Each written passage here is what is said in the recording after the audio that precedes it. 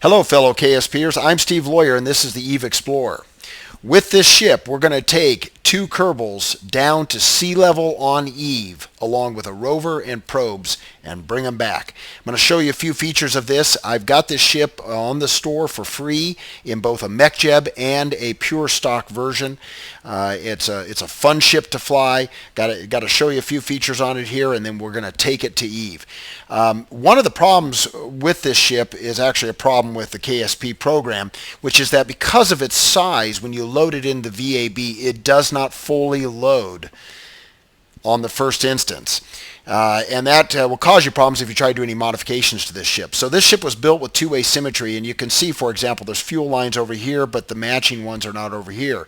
And you'll notice that when I try to highlight, if I hover my mouse over these tanks, they're not highlighting. In fact, what's happening is the tanks behind them are highlighting. That's because all of these tanks up here are actually not loaded. We can see them, but they're not selectable. And so where the mouse is actually selecting whatever is visually straight behind or underneath the mouse that is selectable. The problem is if you make changes to the ship, first of all, you can't put anything on any of these parts that aren't selectable, but even if you make changes elsewhere in the ship, if you don't first get all these parts to load, you'll end up with fuel lines that won't connect or other structural members that are broken when you take it out to the launch pad. So what you need to do to fix that, and you can use this on any ship if it's too large for the VAB, is you need to go to a parent part of the broken parts and momentarily disconnect it and reconnect it, and that gets the whole ship to load. My first part on this ship is this module that's going to hold Jeb. His brother is going to be down here in the module below. So what I'm going to do is I'm going to click on that lower module, which is actually apparent to everything else in this ship, just about everything but the rover. And you'll see that now everything's turned green. I don't want to drag it away, because if I drag it away, it's going to mess up my staging. So I've just clicked on it as if I were going to drag it away, move it to somewhere else. Waited until it's turned green, meaning it's ready to be reconnected to its exact same place, and then I'm going to click again. What will happen then is all of the parts will now get loaded. I'm not sure why this is, and I've reported it to the developers, and hopefully they'll get around to a fix on it. But anyway, this is a way to remedy that problem. Now you can see I can highlight and select these various parts. Just a few basic things about the ship. It is debris free. So I have deorbital fuel and gyros on my final stages of my lift assembly that I can use to deorbit these last tanks so that we don't run into any Kessler syndrome concerns. It includes two modules. Each of the gentlemen are going to ride in their own module. That's for weight reasons. It's lighter than to use a two-man module.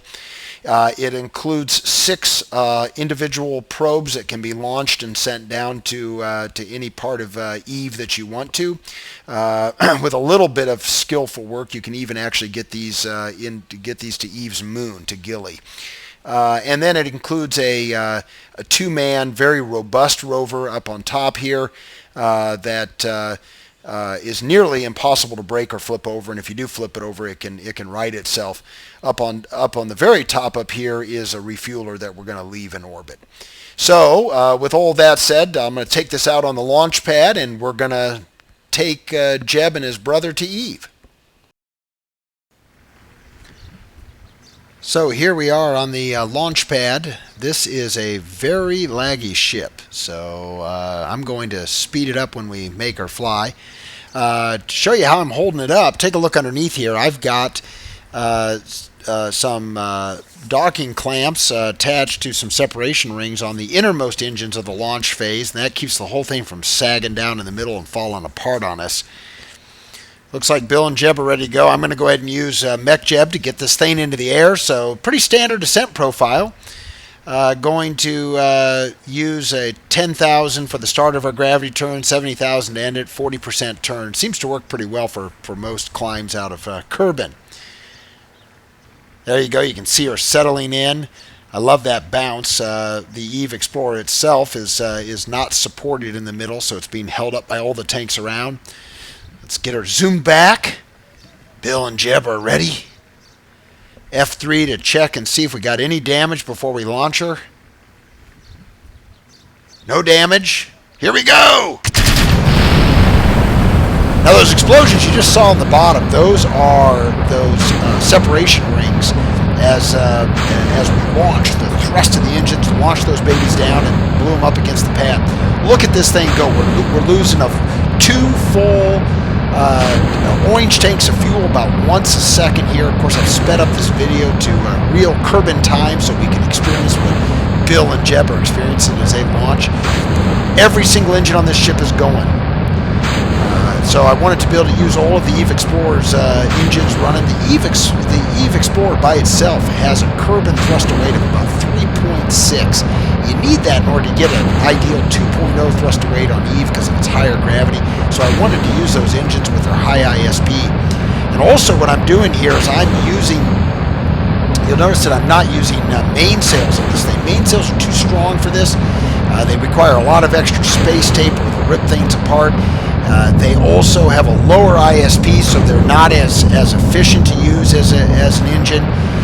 And also, because of overheat, they require you to throttle down. So I wanted just to use skipper engines here. Basically, what these engines are doing is they're holding the weight of the tank that they're attached to, so that the Eve Explorer has the ability to get itself into orbit and yet still have full fuel when it gets up there. So here we go. We're climbing through. You can see we're almost to our gravity turn.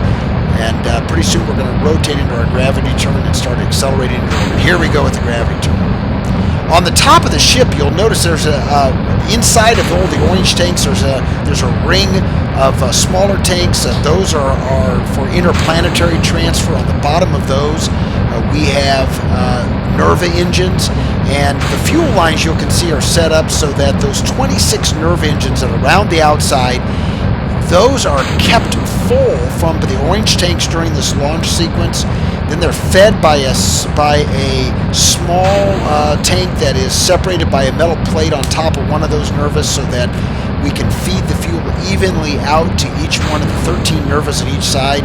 And then that way, once that tank is exhausted, each one of the Nervas is fueled by its own tank and they all run out at the same time. Added these sound effects later just because I wanted to experience what Bill and Jeb were experiencing.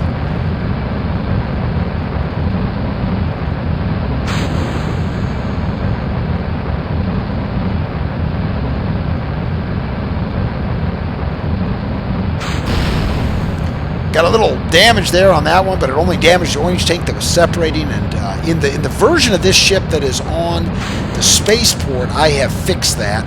I've made a few other changes too, so you might see some subtle differences from what you see in this video to what you saw at the very beginning of this video in the VAB. The version that you saw at the beginning of the video in the VAB is what you're going to get if you go onto the spaceport. A few minor changes. There goes one of the orange tank stages from Jeb's view.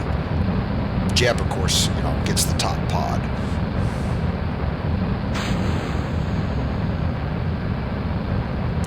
A really useful feature, if you look over here on the right side of the screen, this orbit info, and I've customized these MechJeb info screens. You can fly the ship completely without MechJeb. I've taken it to Eve and back strictly on stock. I like to use MechJeb. Manually staging all these stages is a pain in the rear. One of the things you see over here is the time to AP, time to apoapsis. Great number to display and pay attention to. Probably one of the most overlooked numbers, but one of the most important numbers. If that number is shrinking down towards 0, that means you are under thrusted. And if it hits 0, that means you've peaked out and you're starting your fall back down to the planet. And you're going to have a hard time obtaining orbit. Not impossible, but difficult. So you can see now our AP is getting close to the 90. Our PE is rising rapidly. We're about ready to hit our coasting phase. There goes our engines idling down for the coast. Coasting to the edge of the atmosphere now.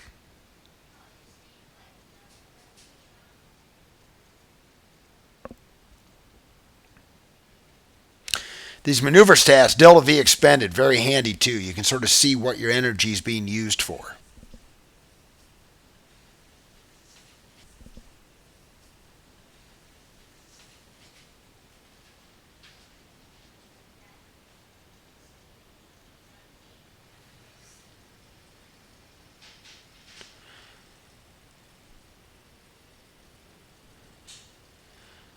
So here we come. We're circularizing.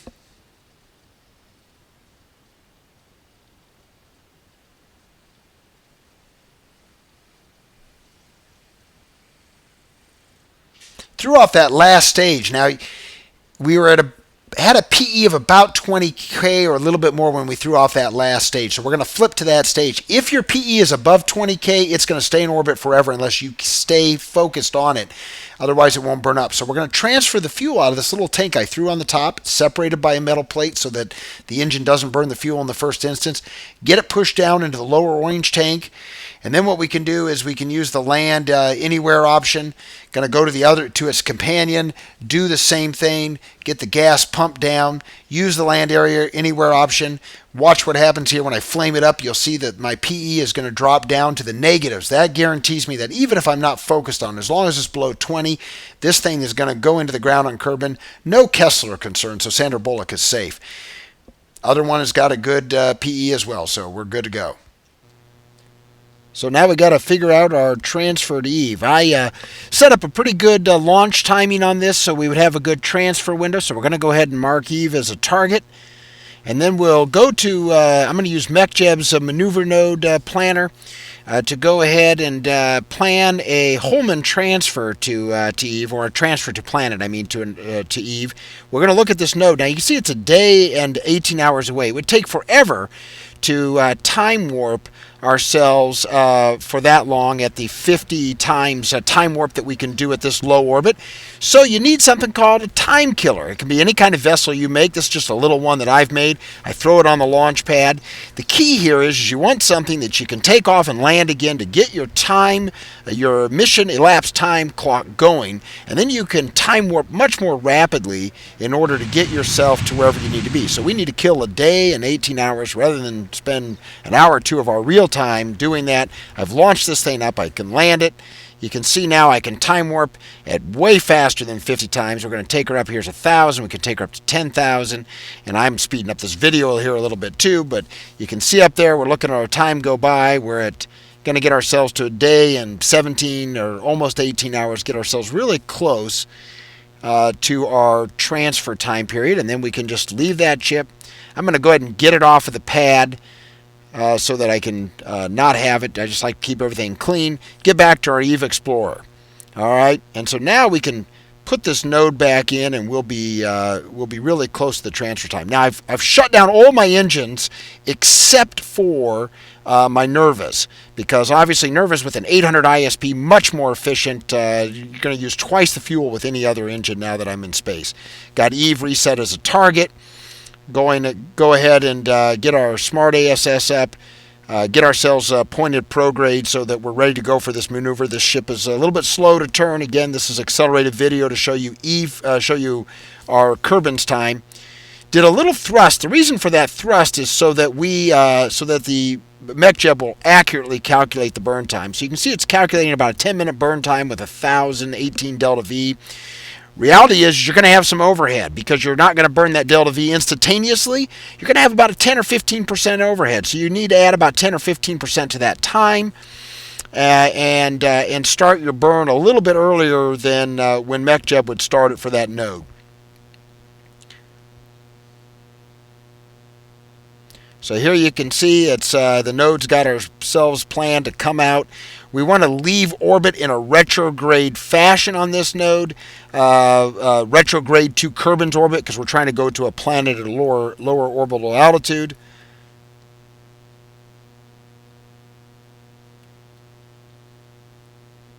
Now this is about a 10-minute burn on this thing, so again, not to bore ourselves watching this, I'm going to speed up the video while this burn occurs rather than watching it over a 10-minute span.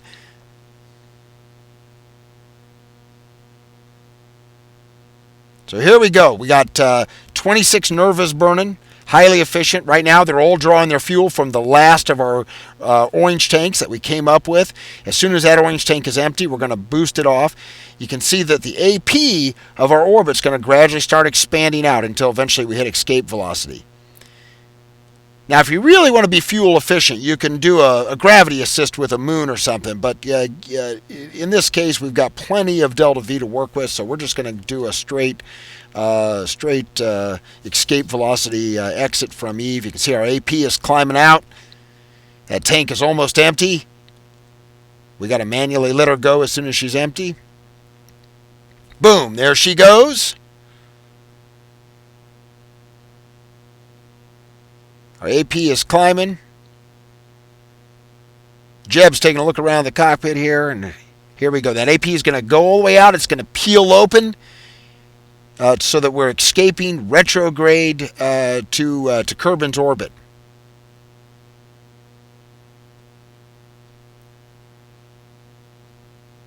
Look at this, momentary where we were going to have an interaction with Moon. And nice thing you see, I'm on conics mode 0. We're going to talk about this more later, but it shows the interaction with the Moon against the Moon's current position as opposed to relative mode. If you've got MechJeb, you can change the conics mode right there in the maneuver node editor on the left side of your screen. If you don't have MechJeb installed, go in and edit your config file to change your conics mode to 0. You'll see why this is important. What it allows you to do is go zoom in on a planet and see exactly how the maneuver is going to relate to that planet. Of course, one of the limitations with KSP is you can't zoom in on a future interaction in relative mode. You can only zoom in on your vessel or a planet. So if you put it on conics mode 0, you can look at that interaction very close up. All right, so now we're burning outbound on our departure.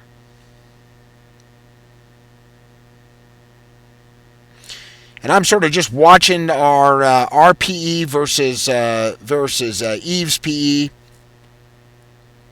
So here we're going to go ahead and deorbit these other engines. You've already seen how this works, so speed up the video doing that. Get those out of here. Get them crashed into. Go ahead and get them crashed into to Kerbin's atmosphere. I want to go ahead and warp them up to their AP to just a few seconds before their AP so that otherwise I may not have enough fuel to actually deorbit them. Obviously, you want to change your PE at your AP and vice versa. So here we go. We'll just do our land anywhere. And there they go. And our PEs are down into the negatives, so they're clearly going to crash into the planet. Now we're going to use Warp Helper. Another nice thing you can do with it is for SOI transitions, Sphere of Influence transitions. We're going to just warp our way out until we have left the Sphere of Influence of Kerbin, and we are in Kerbals, into the Sun's Sphere of Influence.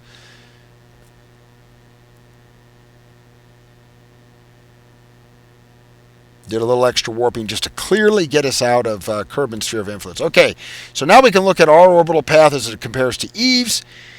And at this point, we're going to set Eve as a target again. Go ahead and let MechJeb do a fine-tune. Target of about 60 kilometers. If you want to aero brake into Eve, you want to hit the atmosphere at about 62 kilometers for a pretty good aero brake. All right, so here we go. We've skipped forward a little bit in our video. We're arriving at that node to fine-tune to the closest approach. I cancel the node about a few hours before it's going to occur and then recreate it so that it's as precise as possible. Now, if you don't have MechJeb, you can do all of this manually. You just throw a node out there, and you're going to see me do it here in just a second, but you throw a node out there and you tweak with it and you work with it to try to get the interaction that you need with your target planet. So there it is. We've got our interaction. Now, what we want to do is we want to put a maneuver just a few hours in front of us and use Maneuver Node Editor, and I'm going to shift the time here to get it just a little bit in front of us.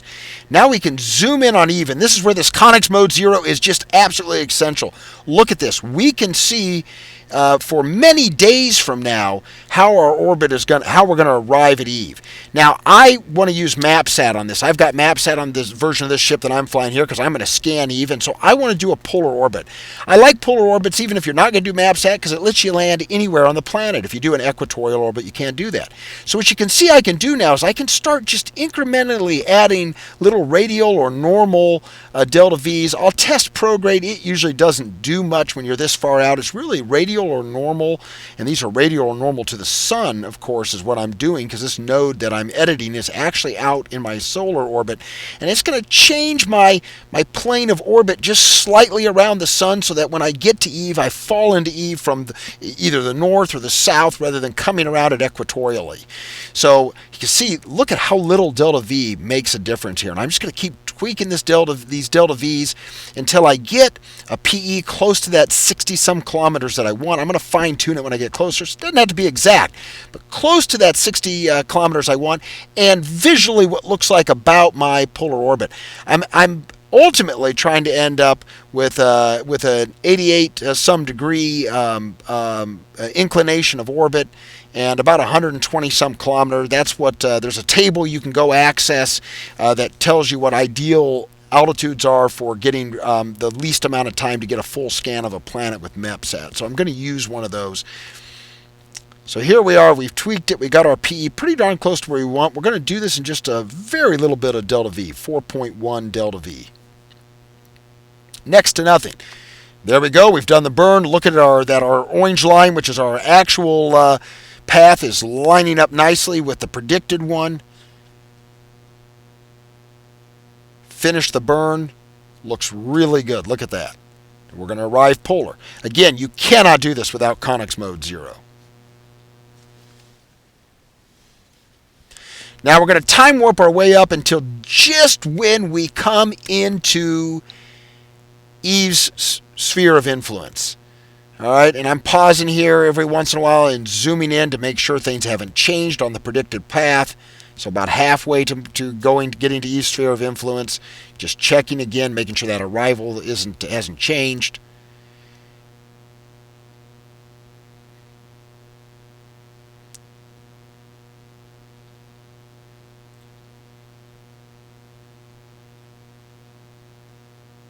Watching the PE as I time warp up.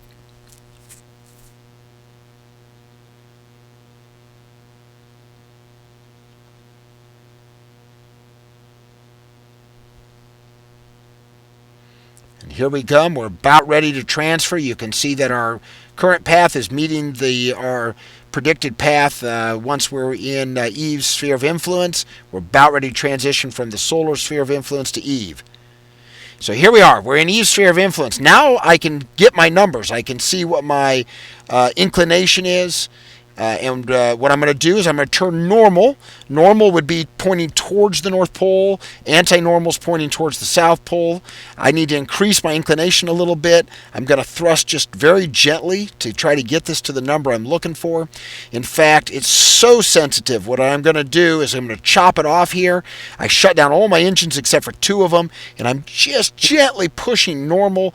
Very little delta V being required to get me to my target amount, which in this case is 88.86. And look at that, 88.5859, almost perfect. So there I've done my normal burn. Now I can turn radial, and with very little thrust, I can get my PE altitude to be what I want it to do. Now you'll see I've turned on landing guidance in MechJeb. One of the beautiful things of this is it gives you landing predictions, and not only does that do that, but it will create an aerobrake node for you. And that aerobrake node is what you're actually seeing on my maneuver right now, that 170 some. It's not an actual node I'm going to do. It gives you a predicted orbit after aerobraking, and it does that by actually tricking KSP into thinking that you're going to do a maneuver in the future.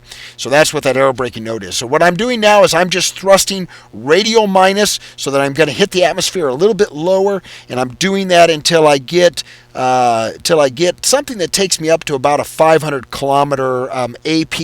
I'm going to want to drop off my my refueler up at about that altitude, and you don't want to cut it too close. You want to do you'd rather aerobrake twice than burn into the atmosphere at 20 Gs and leave Bill and Jeb as goo on the bottom of their cockpits. So here we go. We're hitting about a 500 predicted after aerobraking AP. So now it's just time to go aerobrake. So I've sped it up. Here we come. I've got myself turned retrograde, and we're coming down into the Eve atmosphere. We're going like crazy fast right now. Look at our orbital speed, almost 4.7 kilometers per second. And we're starting our aero capture maneuver.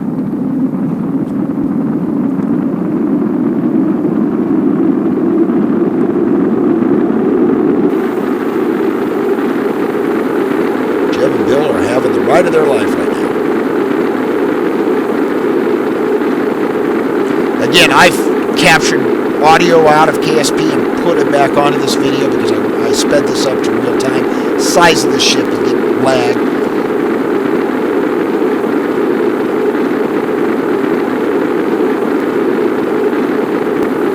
So you can see the after aerobraking delta V is constantly decreasing as if we were thrusting right now, and as a consequence, our AP is declining until it's going to hit that 500 kilometer predicted altitude, or close to that.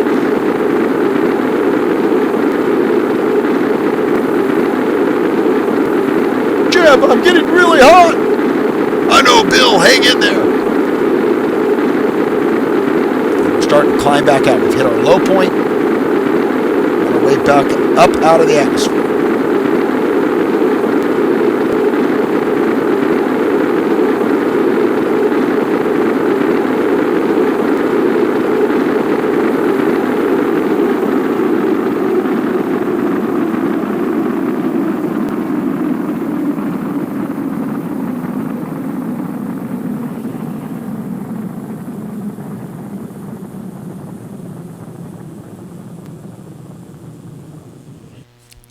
Okay, we'll speed this back up a little bit now that we've seen the beauty of the burn.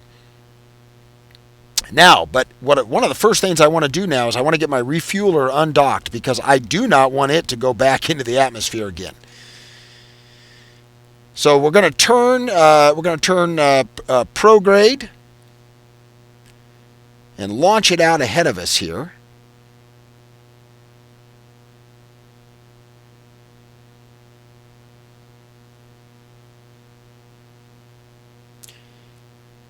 So we're going to go ahead and do a control from here from its mech jeb. Again, all this can be done though without mech jeb. I'm going to undock it, decouple the node. Go ahead and activate its RCS, thrust it away just a little bit. The Eve Explorer itself actually has no RCS on it. It doesn't need any. Again, everything's about weight on that part of the ship. But here we go. We're just going to thrust out ahead a little bit with the Nerva on here.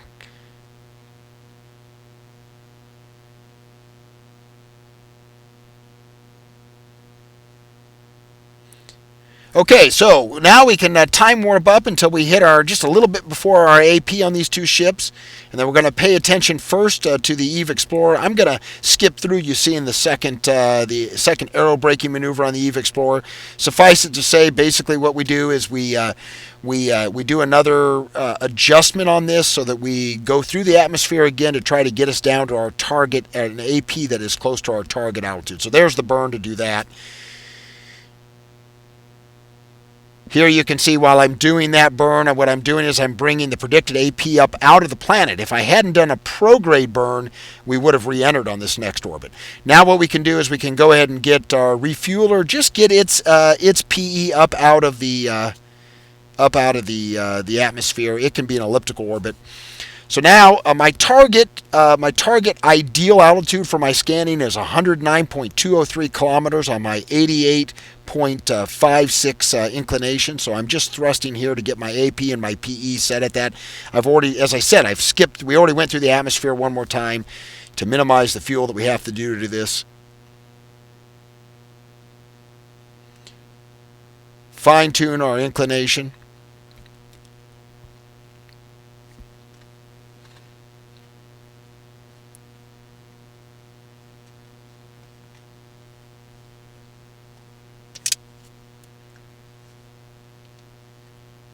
And there we go. We're circularized, and we're ready to now scan the entire planet and pick where we want to land.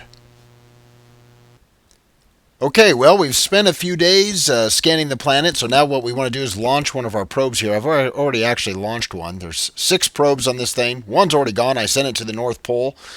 I'll let you do that yourself so you can enjoy the interesting features on the poles. Most planets have interesting features on the poles. So here we go. We're decoupling a probe. The newer version of these have a parachute on top, but this version of the probe was originally made to be able to go down onto Tylo, and so I was trying to save weight. But the Eve lander you download will have parachutes on the top. So we've separated the probe. We're going to pick a place where we want to land. Now we're going to polar orbit. So what we need to do now that the probe has come off is go ahead and time warp ourselves around until our orbital path is about ready to go over the top of our target. Otherwise, especially if you use mech Jeb, it's going to burn a lot of delta V trying to get you there.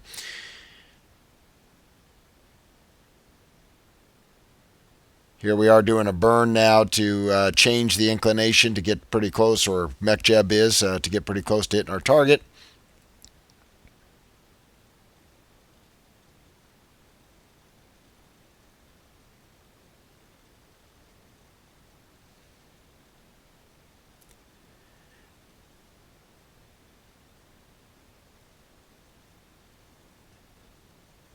Here's our probe doing re-entry, and speed this up a little bit just so you can see how it goes.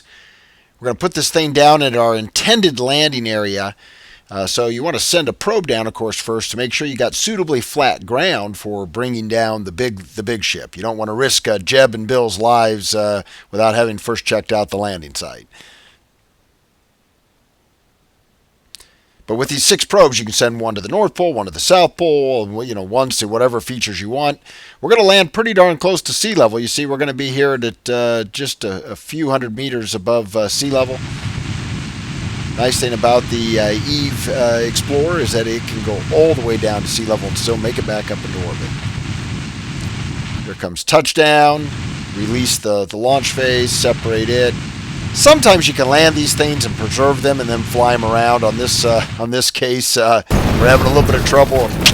Oops, we lost the sky crane, but the rover's still fine. So here's our rover. These little boogers are nearly impossible to roll over. They got a gyro on them, so even if you do flip them up on their side, you can flip them right back up using the gyro. So we'll use, again, some of these windows I've customized a little bit, but we got surface info and surface navigation and our rover autopilot so we can drive this thing around. So really what we're going to do now is we're going to look for someplace, going to scan around, we're going to look for someplace flat, as flat as we can find for bringing down the Eve Explorer. Now the Eve Explorer can land on a bit of a slope, actually more than you might imagine, but we want to go gentle on it. We want it pointed skyward for when it goes to launch. So we're going to scan around. Looks like we've got, looks sort of flat out over that distance direction. So we'll take our little probe, release the brakes. It's got a solar cell on it, so if you do run it out of juice, you can let it sit for a while and charge it back up. But it'll go a long ways here. So plug in our heading and our speed control.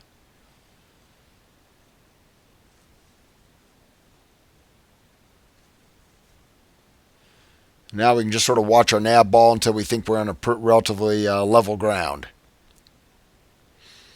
I picked this landing area because it's got, it's low, but it's also got craters to either side of it, so and water, so it's a nice chance to go explore high ground, low ground, look into a crater, go visit the beach.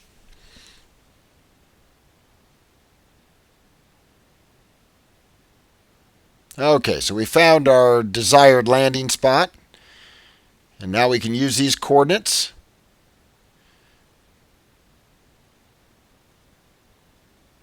So now you can see what I'm doing is I'm going to take the coordinates of my current position off my surface navigation, and I'm going to type them into target coordinates so that I can bring the Eve Explorer right down, maybe even on top of this little probe, although we'll scoot it out of the way if we're literally going to hit. So there we are. We've got our probe marked. Go get the Eve Explorer set as our target. Now we've got these other probes on here. We don't want to land with these things on here, so we're going to go ahead and decouple all of them. Sort of a cool view from Jeb's perspective as one of the probes separates and floats away. But we want to separate the probes. We can leave these things sitting up in orbit, and we can send them down even after we're down to other places on Eve. Now you might want to send them all down before you come down, but.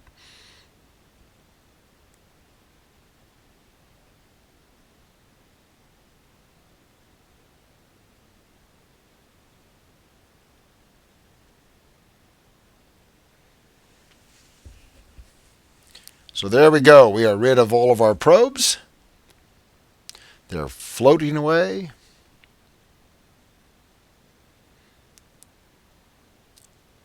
And so now it's time to bring the Eve Explorer down.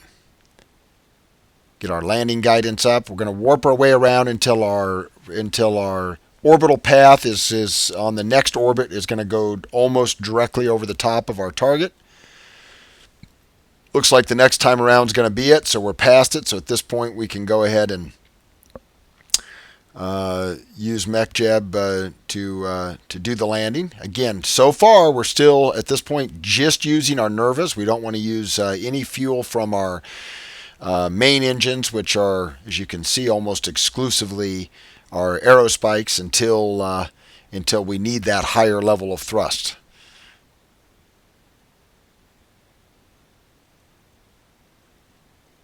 She's rotating around to do a deorbit burn.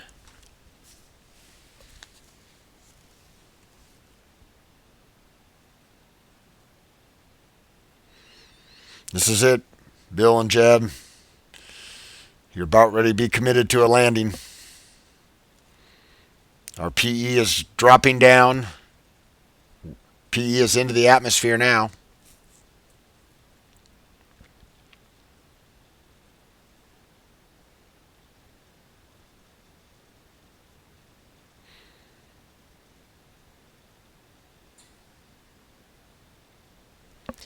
The beauty is these all of our tanks are full except for these Nerva tanks, and once we finish this deorbit burn, we've got to throw them away anyway. So we're going to come down full of fuel, ready for the climb back up.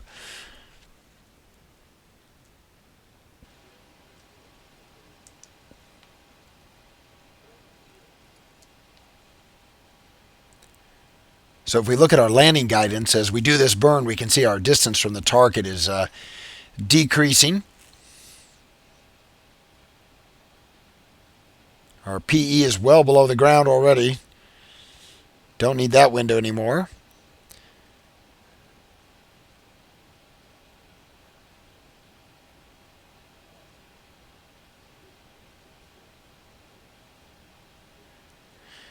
Bill and Jeb, you guys are committed. You may be living the rest of your existence on the surface of Eve.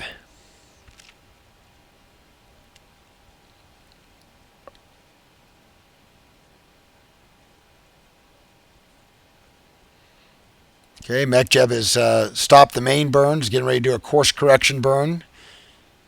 We can see the target landing as it compares to our predicted landing is a little bit off.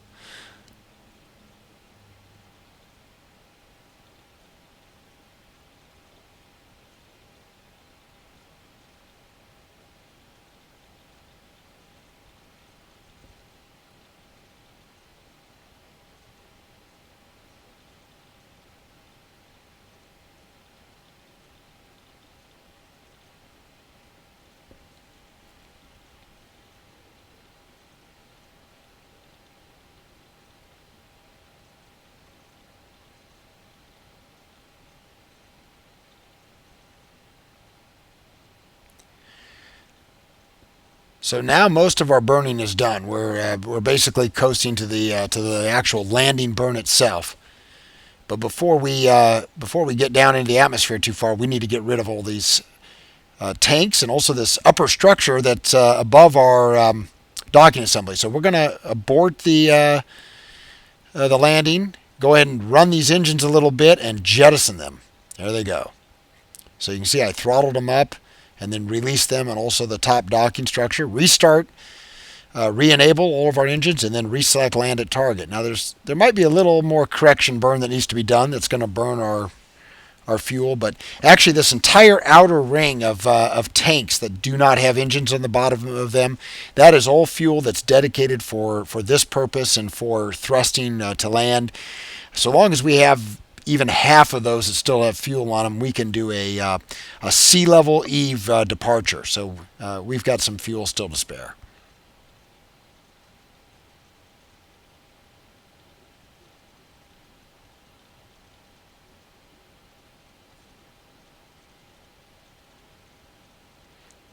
Now you can see we got this rover up on top of this thing, and we're going to have to get that thing off at just the right time. That rover needs to land next to us, not on top of us. If you release it too early, it ends up really far away, and if you release it too late, it actually ends up parachuting down on top of you. The trick is to release it when you got a horizontal speed of about 150 meters per second. Seems to make it land pretty close to you. Here's Jeb's view as we're burning our way in. Speeding it up here a little bit. Speeding this along. You can see all of our parts that we ejected are flying along below us. Some of those still have rockets that are going, so they can go off in all different directions. This ship is orbitally debris-free, but it's certainly not planetary debris-free. But I presume that those will get destroyed.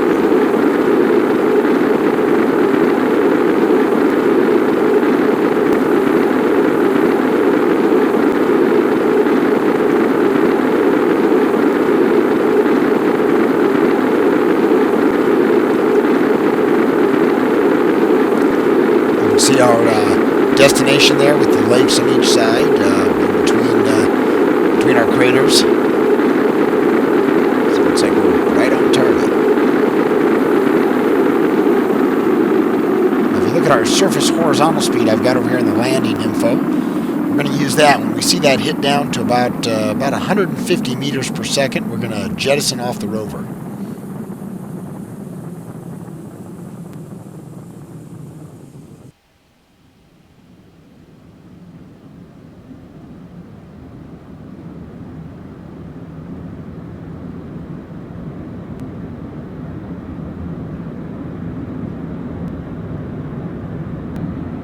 Rolling into the vertical.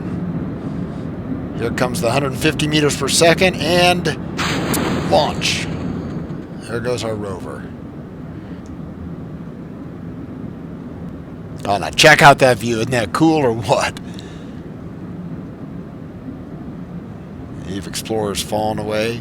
Okay, you got to get the brakes on. This is really important. If you don't put the brakes on the rover, and you're focused on the Eve Explorer, when the rover touches down, the rover starts to roll, then you've got a vessel moving across the terrain, and you actually can't then switch back to it until it stops or runs into the lake or whatever.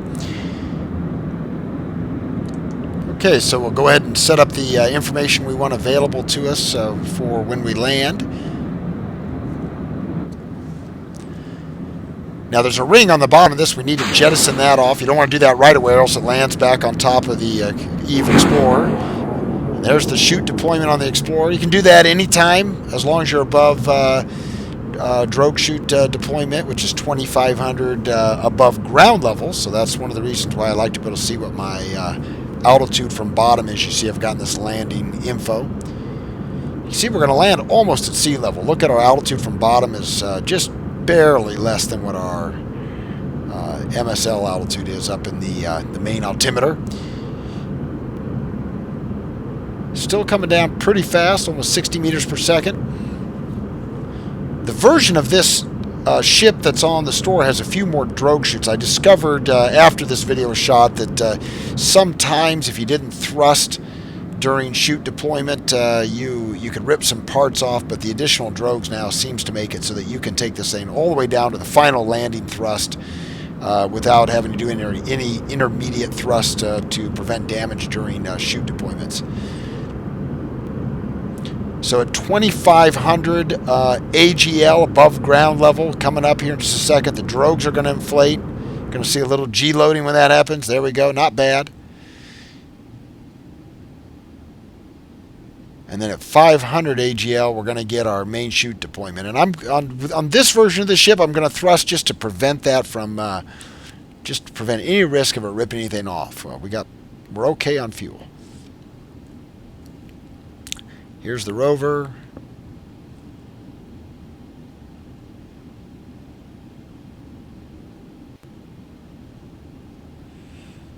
"500 feet to go till main chute goes fully deployed."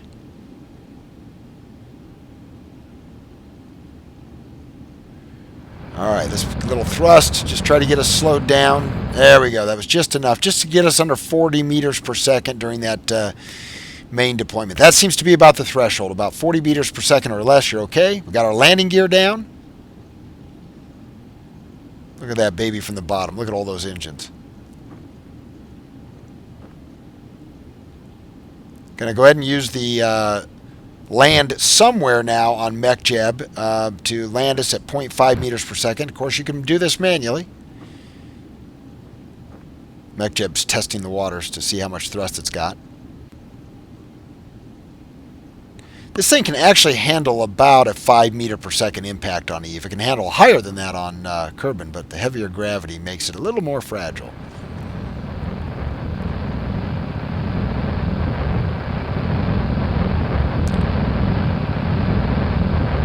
Nine meters, 8 meters, 7 meters, 6 meters, 5 meters, 3, and there we go. Chutes are gone. 2, 1. Cut engines. And we are down. Houston, we have landing. And here comes our rover. You can see the probe there in the bottom right of the screen.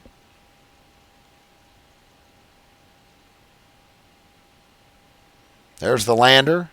So, see, our rover's not too far from either the probe or the lander.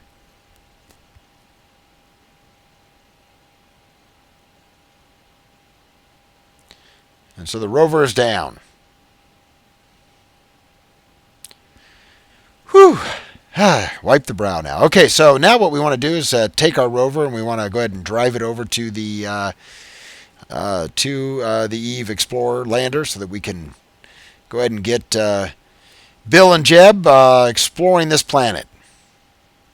This is a great rover. This thing is nearly impossible to flip. We'll see what we can do. We'll see if we can flip it here in a moment. First, we're going to get it here and pick up our guys. Now, I don't know which side the door's on, so we'll just park it here and get the guys out. Here's the ship.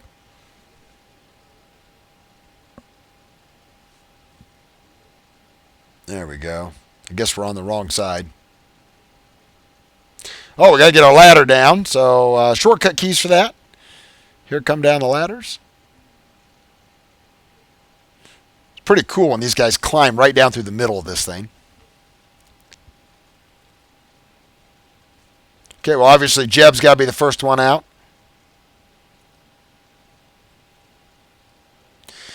Now, I got to remember, I just repacking the parachutes. These 2 parachutes, those 2 right there on that capsule, was what we're going to use to get back safely on the ground at Kerbin. So you want to repack those. You don't care about any of the others. Houston, I'm about ready to set foot on Eve. Houston, do you copy?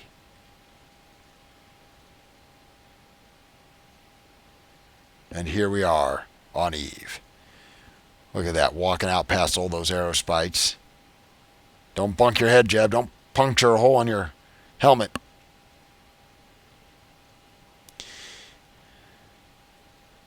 Now, Bill's a little clumsy. Oh! Oh, wow, that hurt. Here he comes. He's going to run out. And here is Bill and Jeb on Eve.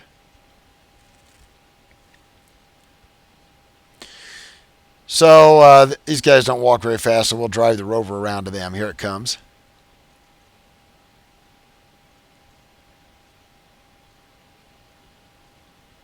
Whoops, overshot here a little bit. Back it up. Beep, beep, beep, beep.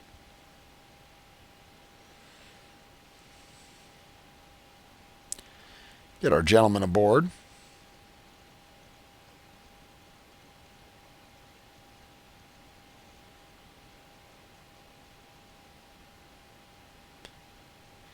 I built this rover so that if it flips, you don't kill your Kerbals either. That's what those 2 metal structures are coming up the side.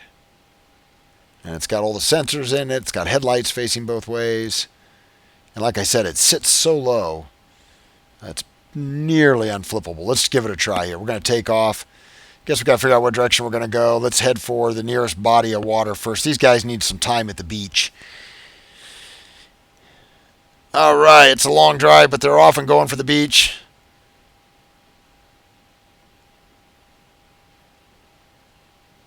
Here, look at this thing. 21, 22 meters per second. We're going to do some hard turns here and just barely maybe can lift the wheels off a little bit, but not really. What a solid vehicle. And a long range on this thing.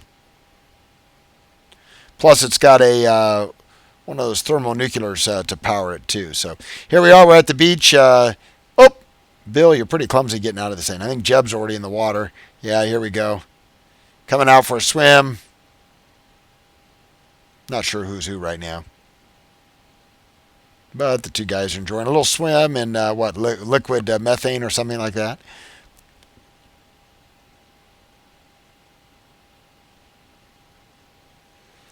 Oh, isn't it a beautiful day at the beach? Oh, yes, wonderful day. All right, so we'll get the guys back out of the water. Then we're going to take them on a drive up into the mountains with this thing. Mountain back up. So they're both boarded back up. Keep an eye on our resources. Now, the nice thing is, because this has got one of those nuclear power supplies, if you run your battery down and can't drive this thing, the boys just need to sit for a while and relax, and they'll charge back up and they'll be able to go. So we're going to head all the way up to those mountains in the distance here. All right, here we go. We've time-lapsed. Look at how steep this hill we're going up. We're going up the side of the mountains. We're going to see if we can flip this thing. This is like a 45-degree here. Going to turn it downhill, get it going as fast as we can, turn it up, and there it goes. We are tumbling. We're gonna die! Oh, look at that. I love that. Up on edge. And, whew. Amazingly, one of them still seatbelted in. The other one looks drunk. We're going to walk him uphill out of the way and see if we can flip it back over. So we got a lander leg on this for flipping it over. Notice nobody's killed. We're going to hit the leg. Here goes the leg, and look at that. What a nice flip over. Come on, Bill. Get back in. Jeb, you scare me when you drive like that. Bill, get back in.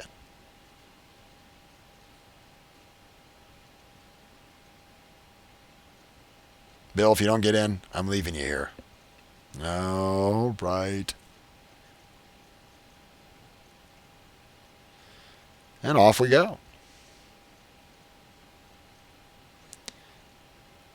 This thing can go a long ways. So here we are. We've cut out a little bit here just to show you how far we can go. Here we are. We're cresting all the way up at the top. We're at almost 4,000 meters up, looking down into one of the craters with the water down inside of it. Nice photo op right here. Postcard type stuff.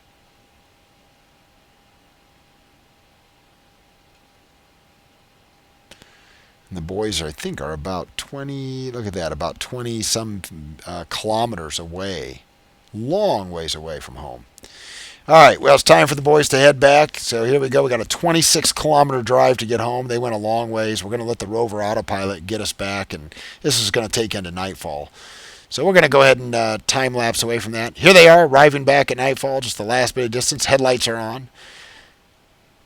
Getting back home. Don't run into it, Jeb. For God's sakes, man. Watch where you're driving. Okay. So now what we got to do before we lift off is time warp around so that our refueler is over the top of us. And plus we want to take off in the daytime. So we're going to time warp around so we can launch off. But what I'm going to do and what I want you to see is that this thing can take off from the water. So I went back to, I'm going to go back to a save here. We're going to got the boys in the ship, but I'm going to go back to a save, and I descended this thing back down and landed it right in the middle of this crater. So we literally are at sea level. Look at our altitude, 5 meters. We're floating in the water. And let's see if the boys, first of all, they got to go for a swim. Okay, here we go. Jeb at least is going to go for a swim because he's crazy. There, he jumped in. Jeb, where are you? Oh, floated up. Come on, Jeb. Swim out between the ship. Look at that. Only half the ship is above water. But there he is. He did his little swim. And we're going to see if we can take this thing up into orbit from sea level.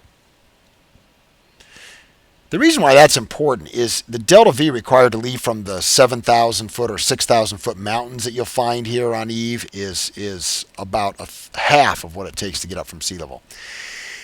All right, so we're going to set the refueler as our target. We're going to do a launch into the plane of the target. We're not going to try to get docked on the launch. We just want to go up to 110K orbit, get us out of the atmosphere, launch into the plane of the target. You don't want to trigger this until you've already time warped, till you're really almost in the plane anyway. Otherwise, Jeb might try to take you off and mess you up. So we just being cautious. Here we go. T-4.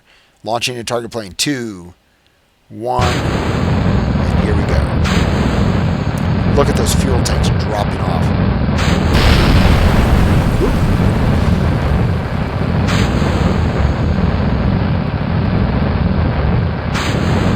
I've since added to this ship some Separatrons for this round of tanks just to keep them from doing this. You'll notice that we're getting some impacts of them against the aerospikes, and there's a risk they could knock an aerospike off. So the version you can download of this will not have that problem. They'll actually separate off with Separatrons, and I've tested that out.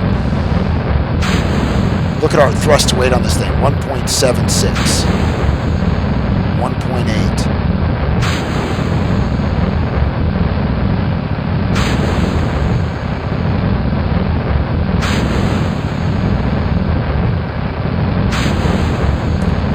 Starting to kick off our asparagus stages now.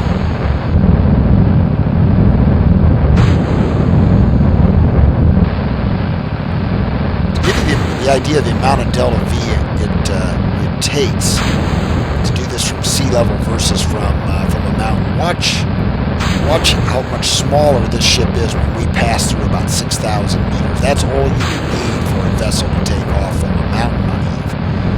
If you want to go down to sea level, you need something about this size.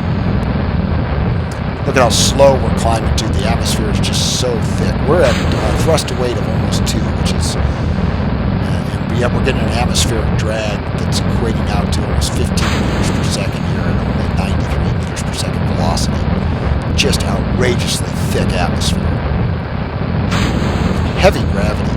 This thing would be getting over a 3 thrust to weight ratio on Kerbal right now.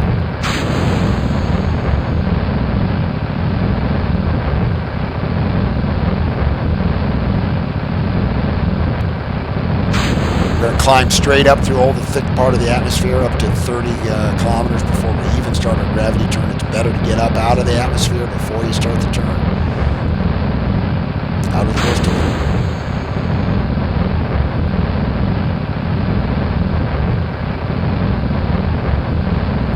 I actually had to get pretty creative to keep this ship's size as small as what it turned out to be. You're going, small? This thing's huge. But actually, its predecessor was about 20% bigger. Nervas, which the middle engine is, are very, very efficient engines, but they just have such low thrust to weight, you cannot use them to get off of Eve in the first instance. But they're good for the final orbit. They got a lot of delta V for very little gas for that. So you can see what I did is these middle settled tanks are actually 2 tanks separated by a metal plate, so there's no fuel transfer that will happen automatically between them. And then the second to the last stage of our aerospike engines, the ones that are the last of the taller ones that are left, they feed into the top tank in the center, and then that top tank feeds the final stage of the aerospikes and also hops over the metal plate and feeds the bottom tank that's running the Nerva. What this is going to do is maximize the amount of fuel that is going to my aerospikes and leaving only that bottom tank and not even a full bottom tank worth of fuel for the Nerva. The Nerva doesn't need a lot to get a lot of delta V.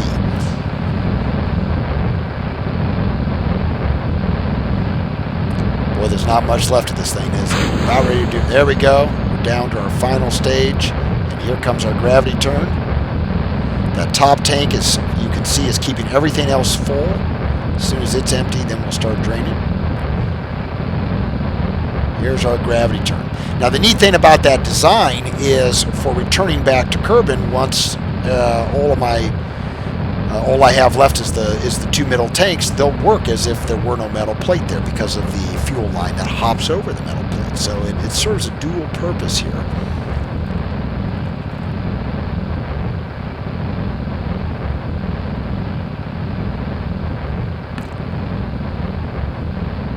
See right now our time to AP is climbing. It's up to about 40 seconds. That's good because once we throw off these aerospikes, it will start to fall.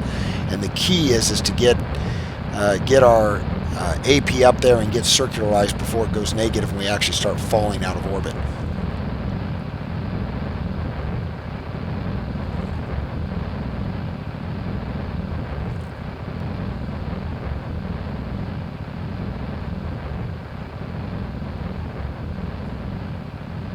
Aerospikes are about out of gas. There they go.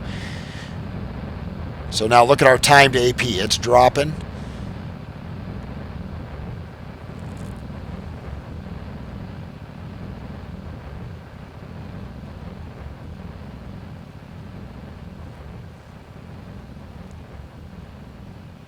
But we're doing okay. Our AP is almost up to the 110. We don't care if we end up circular, we just care that we end up out of the atmosphere. We can always bring our fueler down to us or circularize. We just don't want to fall back into the atmosphere and burn up. Or have to parachute down, and then Jeb and Bill will be living there for a long time.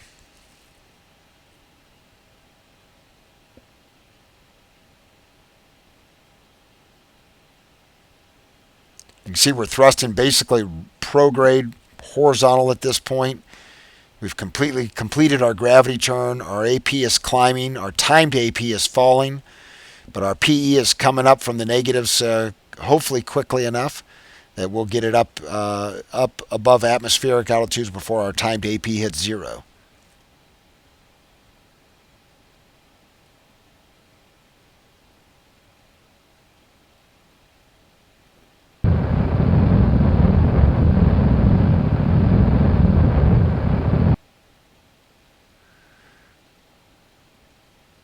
I think Bill and Jeb are thinking, nice place to visit, but we don't want to live here.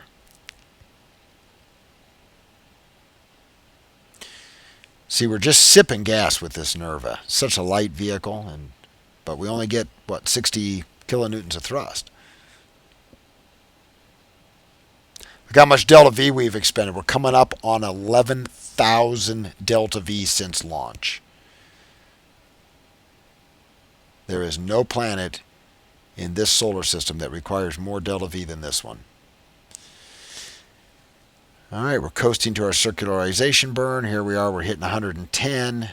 Our PE is still into the planet.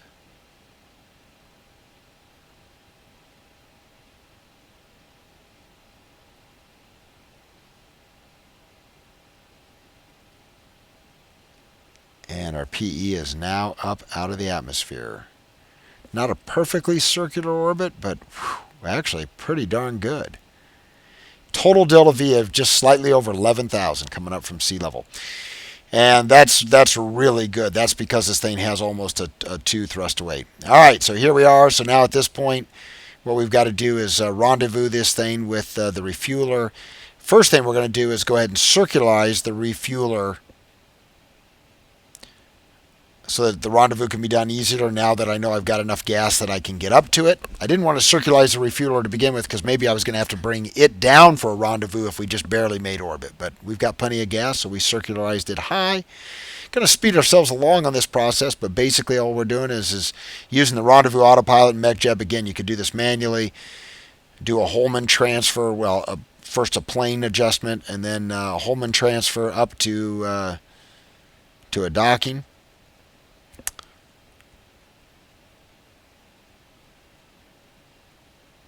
No RCS on the ship that came up off of the planet, but it does have gyros, so it's just going to get up there and then hold stable and let the refueler dock with it. There's our refueler.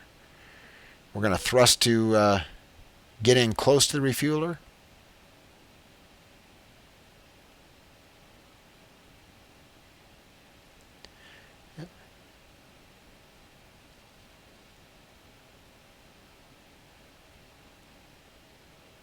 All right.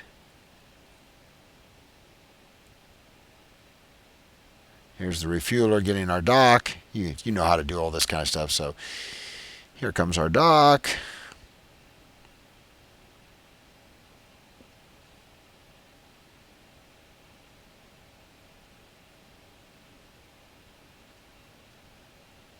And bingo. And then we're going to transfer our gas, top ourselves up.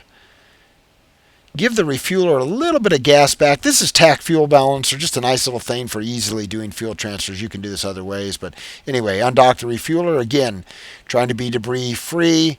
Going to use up all of its RCS to deorbit it as much as we can. I don't think we're going to be able to get our PE down negative. Nope, we didn't. So we're going to need to use the fuel we put in the tanks. We got a PE of negative 11. So there it is.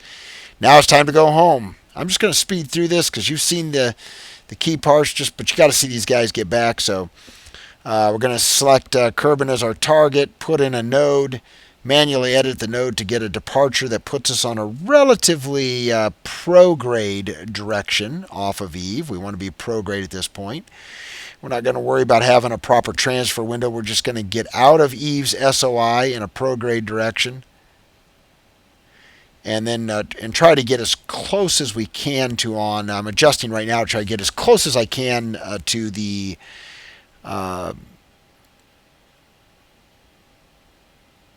orbital plane of Kerbin as I can.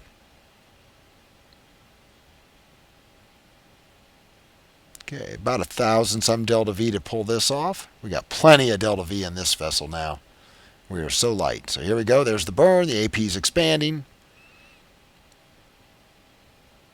Now my probes are still in orbit, but of course they can be deorbited by remote control. And once that's done, I can take them down and explore whatever I want. But once they're deorbited, there will be nothing left in orbit anywhere. So here we are. We're just getting the thrusting to get exactly on Kerbin's orbital plane. Time lapse forward here a little bit. Here comes our burn to do basically a Holman transfer to rendezvous with Kerbin. This is where this conic zero mode pays off again. Allows us to go look at Kerbin and make sure we're going to arrive the way we want to arrive. I don't subscribe to doing straight burn-in arrivals because even though KSP doesn't simulate mushing Jeb and Bill by excessive G-force, I like to try to keep the G-force out of the red. So just like when we arrived at Eve, we're going to do an aero capture maneuver. So you can see that's occurring there. Set up an aero capture, go through the atmosphere once, then come back around and establish our landing. Tweaking our arrival to try to be a relatively equatorial arrival and get the aero capture altitude set right. Okay, so we've aero captured. We're coming around. We're doing our deorbital burn now to bring us back to KSP.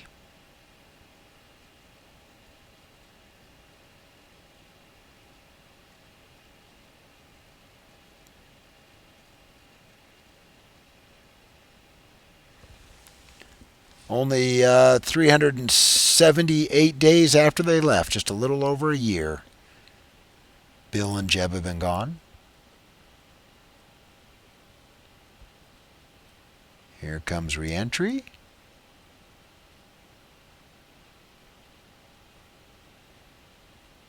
Get our parachutes out, keep this speeded up here, and we'll slow her down to see landing. Here they come. Look at that. Not too far away from the base.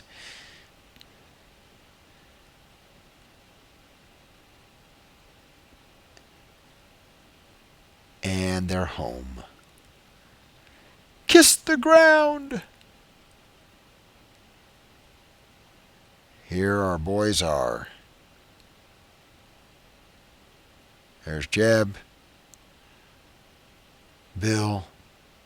Oh, it's good to be home. Stand still, guys, for a photo op. Get over here for a photo op, Bill. And there you have it.